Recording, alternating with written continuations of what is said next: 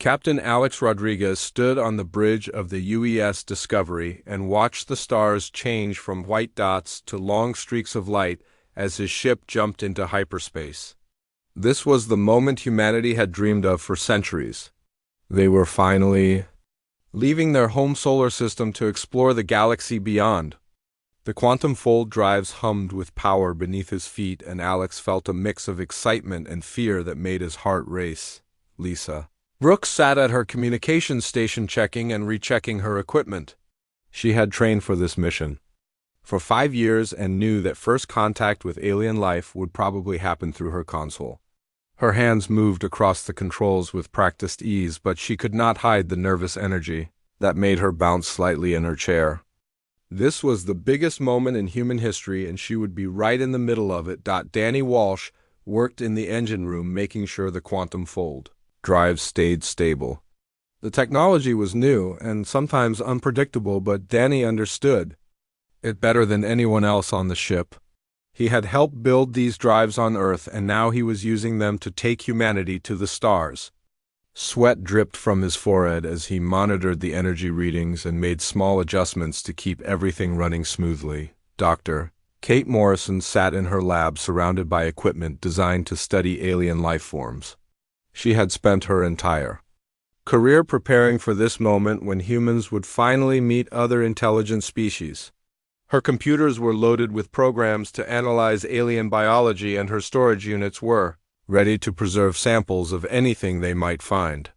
She felt like a child on Christmas morning waiting to open the most amazing present ever given. The Discovery dropped out of hyperspace near a bright yellow star that humans had named Kepler 442. Long-range scans showed several planets in the system, and one of them had signs of advanced technology. Alex gave the order to approach slowly and peacefully. They had no idea what kind of aliens they might meet or how those aliens might react to seeing humans for the first time. The answer came sooner than expected. Massive ships appeared around them as if they had materialized out of empty space. These vessels were unlike anything humans had ever imagined, with flowing organic curves and surfaces that seemed to shift and change in the light. Lisa's communication equipment suddenly came alive with signals and frequencies and patterns that her computers had never seen before. A voice spoke in perfect English through the ship's speakers, and everyone on the bridge froze in amazement. The voice was calm and musical, with tones that seemed almost impossible for any human throat to produce. It introduced itself as Ambassador Thylex of the Zephyrian Collective and welcomed the humans to their first meeting with galactic civilization.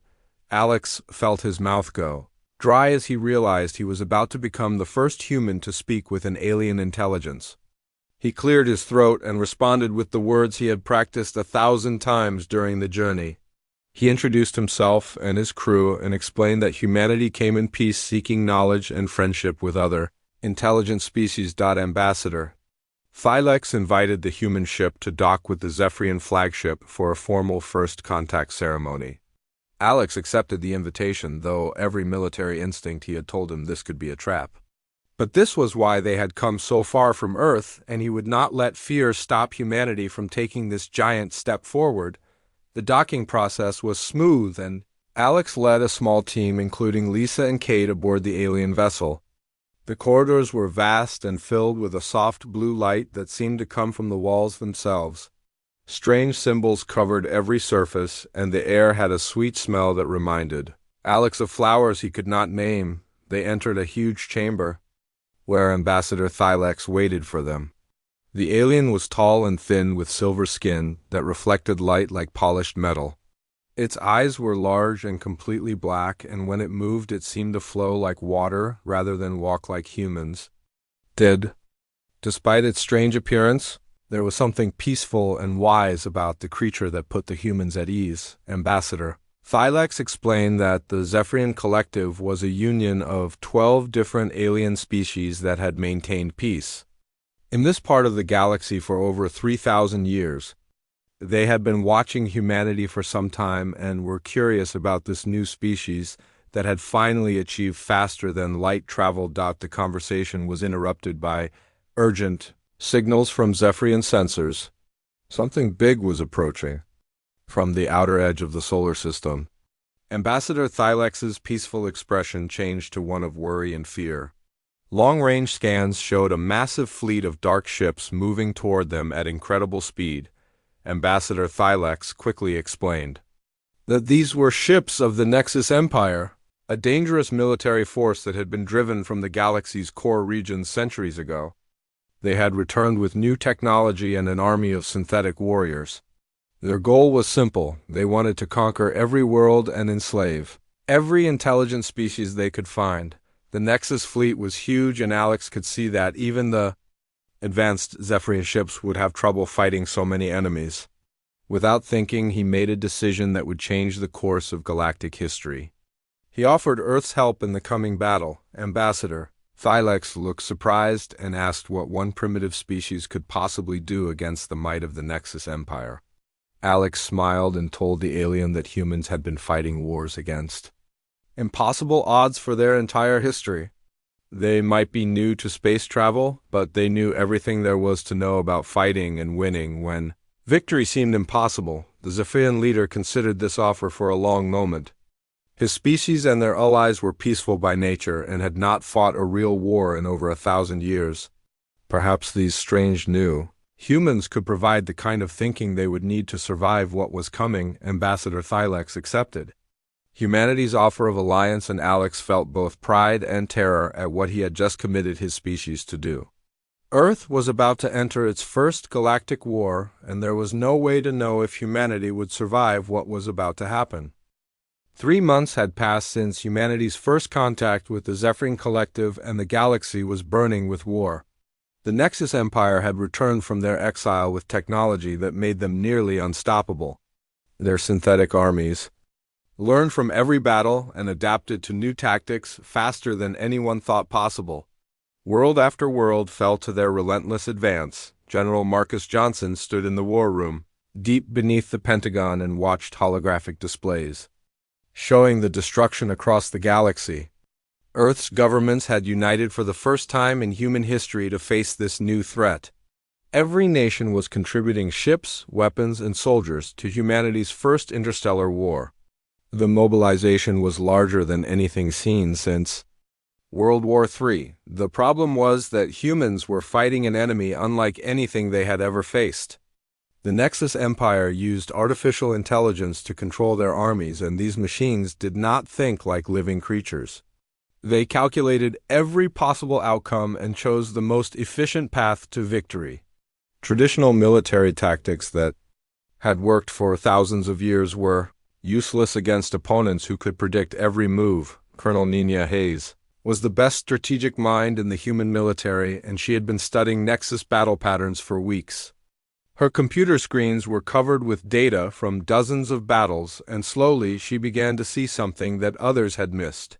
The synthetic armies were incredibly smart, but they had one weakness that no one had noticed. The Nexus machines followed patterns and algorithms even when they adapted to new situations.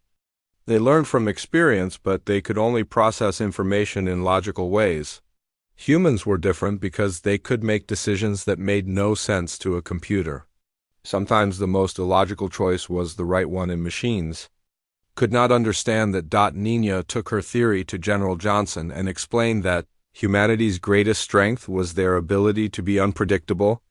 While other species in the galaxy had become peaceful and logical over thousands of years, humans still retained their capacity for creative chaos. They could make choices that computers would calculate as impossible or suicidal. Meanwhile, in orbit around Earth, engineer Pete Carter worked alongside Zephyrian scientists to build new kinds of warships. The aliens had technology that was far more advanced than anything humans had ever dreamed of, but they lacked the military experience to use it effectively. Humans brought centuries of weapons development and tactical knowledge that could be combined with alien science. The resulting hybrid ships were unlike anything the galaxy had ever seen. They combined human weapon systems with Zephyrian energy shields and propulsion technology. More importantly, they were designed to be unpredictable. Human engineers had deliberately built in random elements that would make the ships harder for Nexus computers to analyze and counter. The first test of these new tactics came during the Battle of Proxima Station. Commander Jake Stevens led a mixed squadron of human and Zephyrian ships against a Nexus fleet that was 3 times their size. According to every computer simulation, the Allied forces should have been destroyed within minutes of engagement. Jake had studied Nina's research and understood that victory would come from doing things that made no logical sense. Instead of following standard attack patterns, he ordered his ships to act randomly. Some fighters flew in circles, others made spiraling approaches, and several pilots deliberately missed easy targets to confuse the enemy sensors. The Nexus computers tried to analyze these tactics but could not find any pattern to predict. Their synthetic warriors began making errors as their programming struggled to understand what the humans were doing. Jake realized that chaos was becoming their greatest weapon against an enemy that relied on order and logic. The battle reached its climax when Jake's fighter was badly damaged by enemy fire. His ship was losing power and his weapons were nearly empty. Any rational pilot would have retreated to fight another day. Instead, Jake did something that no computer could have predicted. He aimed his crippled fighter directly at the Nexus command ship and pushed his engines to maximum power. The collision destroyed both ships in a massive explosion that lit up space for hundreds of kilometers. Jake's sacrifice disrupted the entire Nexus formation as their command and control systems went offline. The remaining Allied ships pressed their attack and achieved humanity's first major victory in the Galactic War. News of the Battle of Proxima Station spread across the galaxy faster than light itself. Species that had never heard of humans suddenly knew their names. The Zephyrian collective began to understand that these newcomers brought something unique to the war effort. Humans did not just fight to win, they fought with a determination that bordered on insanity. Dr. Elena Vasquez was a psychologist who had been assigned to work with Zephyrian military leaders. Her job was to help them understand how human tactics could be used by other species. The aliens struggled with concepts like acceptable losses and desperate measures because their cultures had evolved beyond such primitive thinking. Elena spent hours explaining human military philosophy to confused alien commanders. She taught them about the concept of honor in battle and why humans would sometimes choose death over retreat. The aliens found it difficult to understand why anyone would make such choices, but they began to see the tactical advantages of unpredictable behavior. The success at Proxima Station led to more joint operations between human and alien forces. Human officers were embedded with Zephyrian units to provide tactical advice and strategic thinking. In return, humans learned to use advanced alien technology that multiplied their combat effectiveness. Captain Ryan Clark formed the first all-human special operations unit called Ghost Squadron. These pilots volunteered for missions that other species considered suicide runs. Their success rate was impossible according to mathematical analysis, but they kept achieving victories through sheer determination and refusal to accept defeat.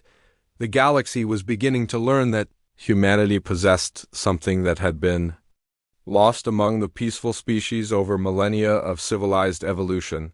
Humans retained their primal instincts for survival and their willingness to sacrifice everything for victory. These traits made them dangerous enemies and invaluable allies. The Nexus Empire began developing new strategies specifically designed to counter human unpredictability. Their computers worked constantly to understand human psychology and find ways to predict irrational behavior.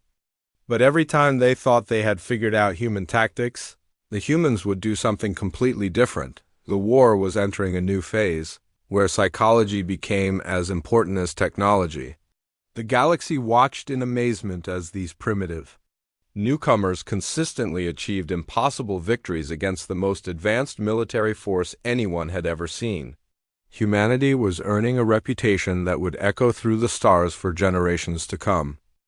6 months after first contact, human military units were fighting alongside alien forces across dozens of star systems. The galaxy had never seen anything like the tactics these newcomers brought to battle, where other species relied on careful planning and logical strategies. Humans seemed to thrive on chaos and impossible odds. Their reputation was spreading faster than their ships could travel. Captain Ryan Clark stood in the briefing room of the space station, Perseus, and looked at the faces of his Ghost Squadron pilots. These men and women had volunteered for missions that military computers calculated had zero chance of success. Yet somehow they kept coming back alive with enemy ships destroyed and strategic objectives completed. Other alien species were calling them either the bravest warriors in the galaxy or the most insane. Their latest assignment was typical of the impossible tasks that seemed to find their way to human units. Intelligence reports showed that Nexus forces had developed a new type of synthetic warrior that was even more dangerous than their previous models. These new machines could adapt to enemy tactics in real time and were proving nearly invincible. In ground combat against traditional alien forces, the new Nexus warriors had been deployed to the mining world of Kepler-7, where they were slaughtering the peaceful alien colonists who lived there. Zephyrian military doctrine called for a careful siege that would take months to plan and execute. By that time, every living being on the planet would be dead. Ryan's squadron was tasked with a direct assault on the planet's surface to buy time for the main fleet to arrive. It was the kind of mission that no sane military officer would attempt. The odds were so bad that Zephyrian computers refused to calculate them, simply displaying error messages when asked for probability of success. Lisa Martinez was Ryan's wing commander and the best pilot he had ever seen. She had grown up in the slums of Mexico City, where survival meant learning to fight against impossible odds every single day. The skills she had learned on Earth's mean streets translated perfectly to space combat, where quick thinking and brutal tactics often mattered more than advanced technology. The Ghost Squadron launched from Perseus Station in 12 modified fighters that combined human weapons with alien propulsion systems. Their ships looked like mechanical predators designed by engineers who understood that sometimes the best defense was a terrifying appearance.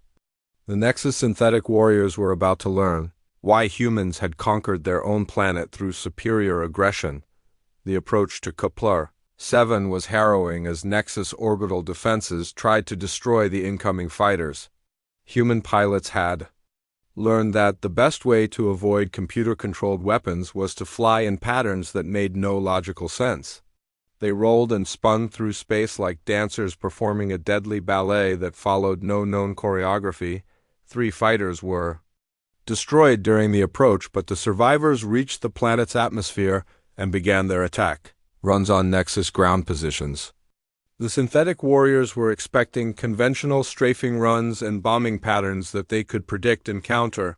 Instead, they faced human pilots who seemed to have no regard for their own safety or basic physics.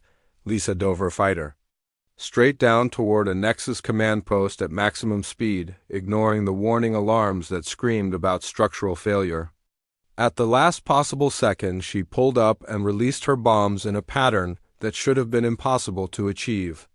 The explosion took out half the Nexus ground forces in that sector and gave the surviving colonists a chance to escape.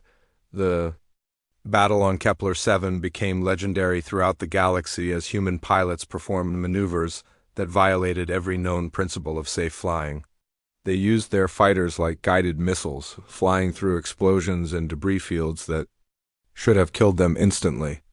The Nexus synthetic warriors found themselves facing an enemy that could not be predicted or understood. Ryan's own contribution to the legend came when his fighter was shot down over the main Nexus base. Instead of ejecting safely, he rode his crippled ship straight into the enemy command center and somehow walked away from the crash. Armed with only a pistol and a knife, he proceeded to hunt synthetic warriors through the wreckage of his own fighter. The rescue of Kepler-7 was just one of dozens of similar victories that earned Ghost Squadron their reputation. News of their exploits spread through the galactic communication networks and reached species that had never heard of Earth. Human names were being spoken with reverence on worlds thousands of light years from their home system. The psychological impact of these victories was as important as their tactical value. For the first time since the war began, the Nexus Empire was experiencing something they had not felt in centuries: doubt. Their synthetic warriors were designed to be perfect killing machines, but they were being consistently defeated by organic creatures who seemed to welcome death as much as victory. Admiral Susan Powell commanded the human battle fleet that was growing larger. Every month, as Earth's shipyards worked around the clock to produce new vessels, she had been studying the strategic situation across the galaxy and realized that humanity was at a critical turning point. They could either become legends or they could be destroyed by an enemy that was learning to counter their tactics. The test came during the siege of Arcturus Prime, the capital world of the Zephyrian Collective. Nexus forces had surrounded the planet with a blockade that no conventional military force could break. The planet held 12 billion civilians and was the cultural heart of the Galactic Alliance. If it fell, the war would effectively be over. Susan proposed Operation Longshot, a plan so dangerous that Zephyrian military computers refused to analyze it beyond calculating that it had virtually no chance of success. The operation required human volunteers to pilot experimental ships through the radiation field of the Arcturus system's unstable star. The journey would kill any normal crew, but humans had developed crude radiation shielding, and more importantly, they had the psychological strength to attempt what others considered suicide. Lieutenant Commander Chris Taylor volunteered to lead the assault force through the star's corona. His ships were modified with the heaviest radiation shielding human engineers could design, but everyone knew it would barely be enough. The 24 volunteer pilots who joined him understood they were probably flying to their deaths, but that had never stopped humans before. The flight through the star was a journey through hell itself.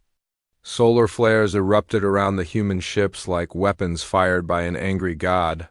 Half the formation was destroyed by radiation bursts that turned their hulls into glowing metal, but the survivors pressed on through temperatures that should have vaporized their ships instantly. The 12 surviving fighters emerged from the star's far side, with their hulls glowing cherry red and their pilots barely conscious from radiation exposure. They had achieved the impossible by arriving behind Nexus lines completely undetected.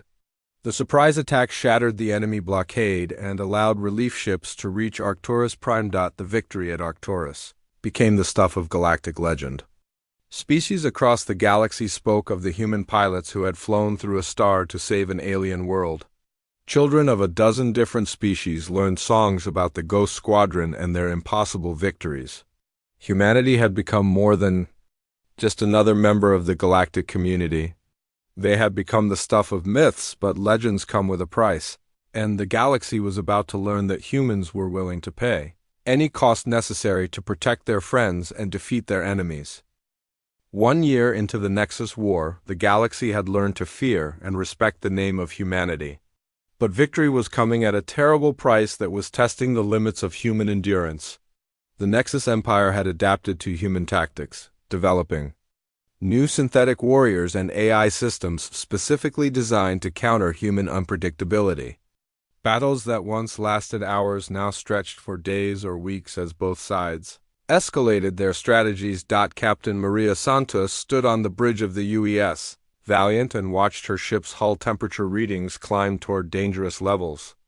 They had been in continuous combat for 4 months, fighting running battles across the outer rim systems.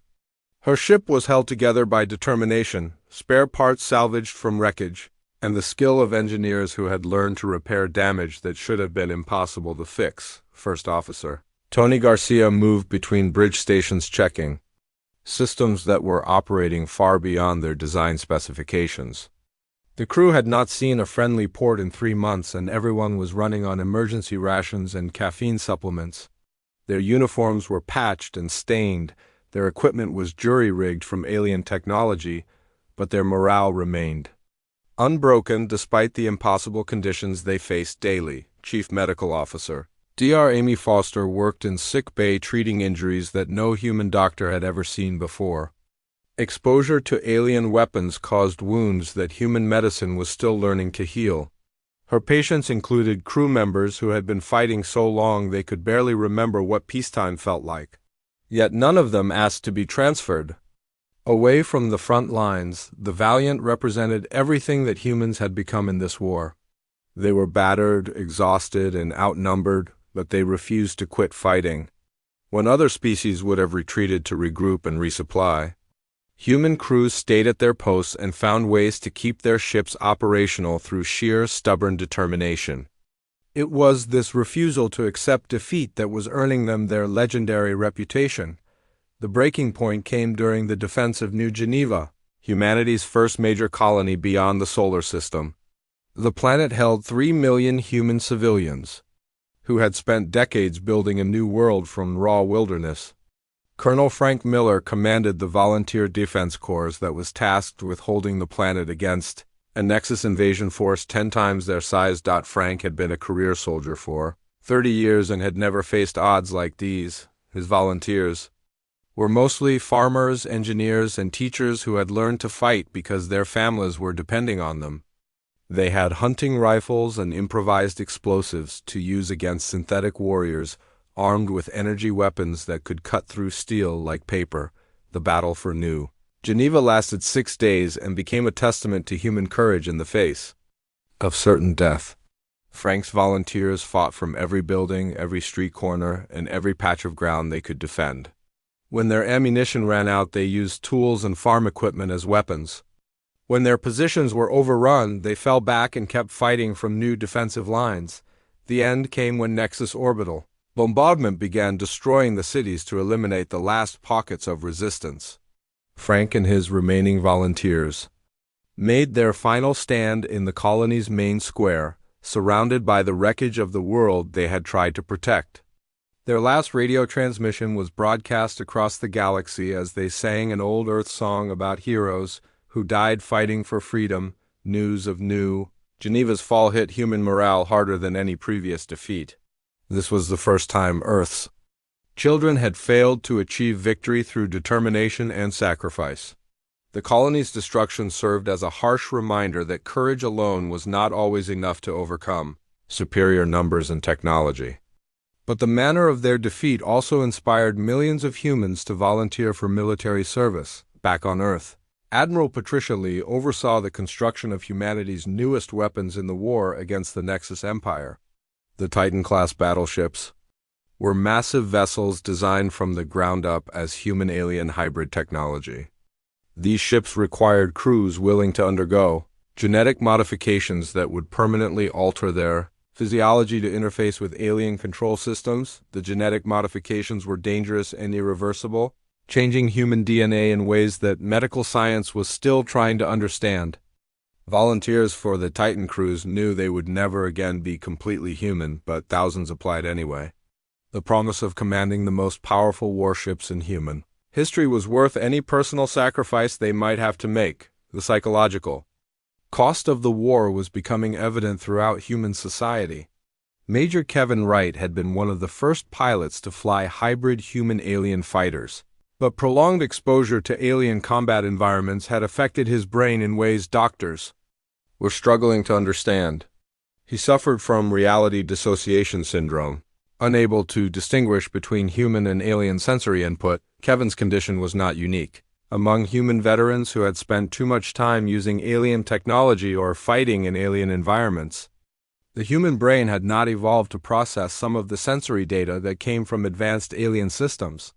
Military hospitals were filling with soldiers whose minds had been changed by their exposure to galactic warfare. Dr. Claire Johnson worked as a diplomatic liaison between human and Zephyrian military leaders, trying to maintain the alliance that was crucial to winning the war. Some Zephyrian leaders had begun questioning whether humanity's approach to warfare was compatible with their peaceful philosophy.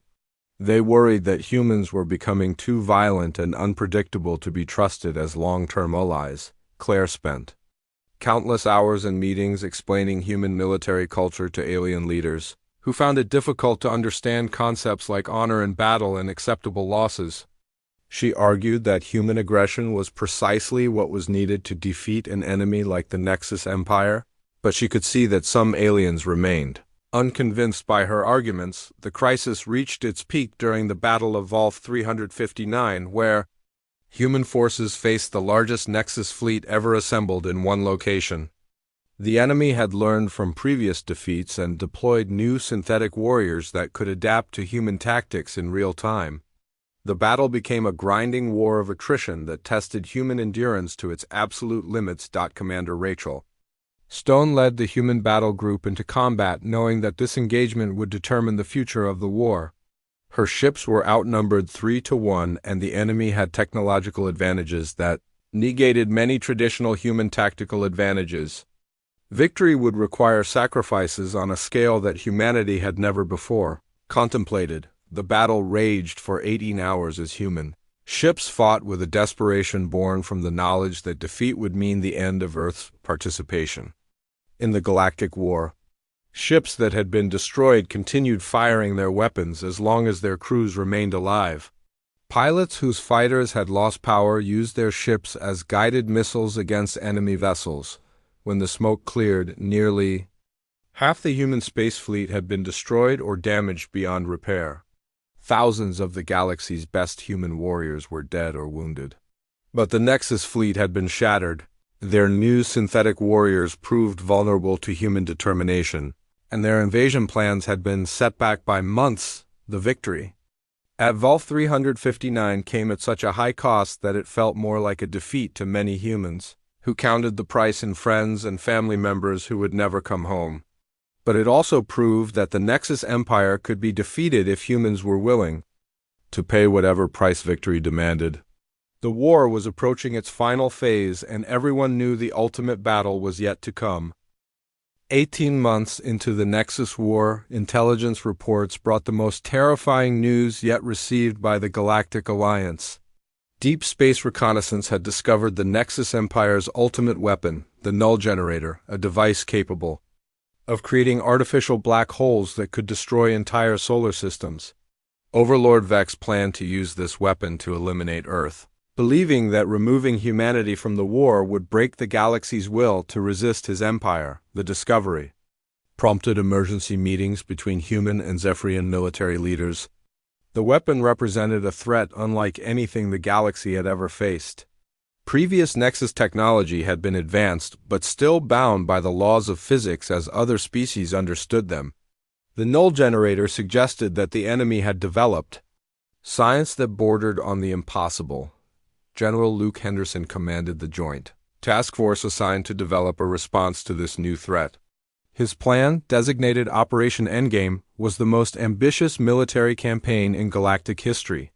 The operation required simultaneous attacks on 12 heavily fortified Nexus strongholds scattered across 3 sectors of space.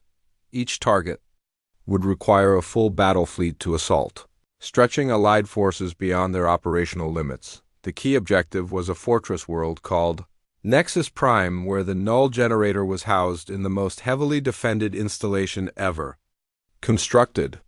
Intelligence reports described defensive systems that included energy shields, capable of deflecting Starkiller weapons, and automated defense platforms that could destroy entire fleets without human intervention. Even reaching the planet would require sacrifices that military planners found difficult to calculate. Captain Nathan Cross volunteered to lead the strike team assigned to infiltrate the Null Generator facility. His crew included some of the most experienced soldiers in the human military, veterans who had survived battles that had killed thousands of their comrades. Sergeant Ruby Parker was the team's demolitions expert, a woman who could build explosive devices from ordinary materials and had once destroyed an entire Nexus base using fertilizer and cleaning supplies. Corporal Joe Mason served as the team's technical specialist, responsible for understanding and sabotaging alien technology that human science could barely comprehend. His job required him to interface directly with Nexus computer systems that had been designed to kill anyone who attempted unauthorized access. Lieutenant Grace Kelly handled alien relations, using her knowledge of Zephyrian technology to coordinate with the Allied forces that would support their mission. The infiltration began with a deception that could only have been conceived by human military minds. Rather than attempting to fight their way through the fortress world's defenses, Cross and his team stole a Nexus transport ship and simply flew toward the planet as if they belonged there. The plan worked because Nexus artificial intelligence could not conceive of enemies voluntarily entering a trap the stolen transport carried. Identification codes that Cross's team had extracted from captured Nexus equipment. Joe Mason had spent weeks learning how Nexus computer systems worked, studying their programming languages and security protocols. His work allowed the human infiltrators to pass through multiple security checkpoints without triggering any alarms or defensive responses. Landing on Nexus Prime felt like stepping into an alien nightmare. The planet's surface was covered with geometric structures that hurt human eyes to look at directly. The architecture followed mathematical principles that seemed designed to disturb organic minds. Even the air tasted wrong, filled with chemical compounds that made breathing feel like an effort. The null generator facility was a massive pyramid that rose from the planet's surface, like a mountain built from black metal and impossible angles.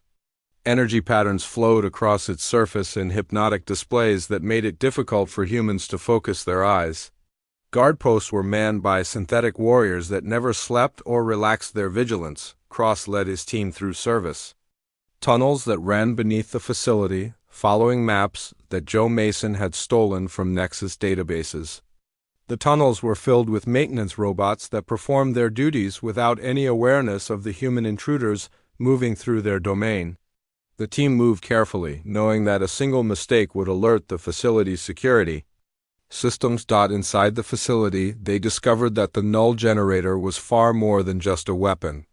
The device was powered by harvested consciousness from conquered species, their minds trapped in quantum matrices that fed energy to the generator's core. Thousands of alien beings were held in a state between life and death, their mental energy being slowly consumed to fuel the Empire's ultimate weapon. The discovery added moral urgency to their mission that went far beyond simple military objectives. Ruby Parker realized that destroying the generator would require someone to manually overload the device's quantum core, a process that would trap the volunteer in a collapsing spatial anomaly. The person who triggered the overload would be torn apart at the molecular level, but their sacrifice would free the trapped minds and destroy the weapon. Ruby volunteered without hesitation, knowing that her specialized training made her the only team member qualified to handle the delicate work required. She had always known that her military career would probably end in death, but she had hoped to take many enemies with her when that moment came. The chance to save thousands of innocent minds and cripple the Nexus war effort was worth any personal sacrifice. The destruction sequence took 40 minutes to complete as Ruby worked her way through fail-safes and security systems designed to prevent exactly what she was attempting. Cross and the rest of the team held off Nexus security forces that had finally discovered their presence. Energy weapons filled the air with deadly light as human soldiers fought synthetic warriors in the heart of the enemy's most protected facility, Grace. Kelly coordinated with the Allied fleet that was waiting in orbit to extract the survivors. The plan called for a precision strike on the facility's main structure once Ruby had triggered the overload sequence. Timing was critical because the team would have only minutes to escape before the quantum explosion destroyed everything within a 50-kilometer radius. Ruby's final transmission was characteristic of human military communications.